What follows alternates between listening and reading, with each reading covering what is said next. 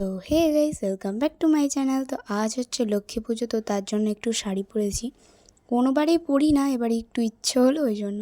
তো দেখতেই পাচ্ছি সামনে বসে ফল কুটছি। তো আমি ওইসব ফলই মোটামুটি কাটতে পারি। তো মা ওদিকে জোগাড় করছিলো, দিদা বলে দিচ্ছিলো বা ওইদিকে কীভাবে করতে হবে। অ্যান্ড সেগুলো মা করছিল, অ্যান্ড সমস্ত কিছু ফল কাটা হয়ে গেছে। এখন আমরা দাঁড়িয়ে আছি, আর যেগুলো পারিনি, মানে কয়েকটা ফল হচ্ছে আমি পারি না কাটতে, তো সেগুলো হচ্ছে আমার দিদা কুটে দিচ্ছিলো। আর ওই দিকে হচ্ছে জোগাড় হচ্ছিলো, বোনও সেজে চলে এসছে। মানে ও নিচে ছিল অতক্ষণ, মানে বসে বসে সাজছিল নানা রকম। তখন হচ্ছে পুরো জোগাড় হচ্ছে, ওই জন্য আমায় নানা রকম কাজ করতে বলছিল।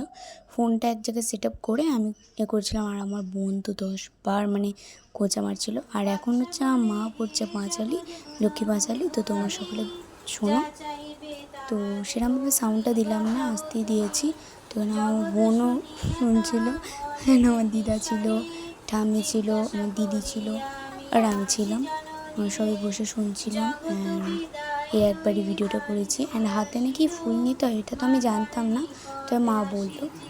তো এখন হচ্ছে পুজোটা হচ্ছে।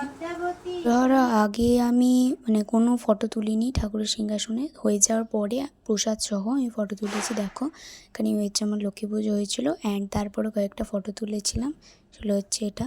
আর তারপরে পূজা হয়ে যাওয়ার পরে কিছুক্ষণ থেকে ফল নিয়ে চলে এলাম। তো এটা হচ্ছে আমার প্রসাদ। অ্যান্ড দেখো এখন হচ্ছে আমার কোমরে চলে গেছে, মানে আঁচলটা, যেহেতু অনেকটা কাজ করেছি। অ্যান্ড চুলটাও ওপরে বেঁধে নিয়েছি। তো চলো, এরমভাবে তো আমাদের লক্ষ্মী পূজার দিনটাও কেটে গেল। তো চলো, আজের জন্য টাটা, দেখা হচ্ছে পরের ব্লগে।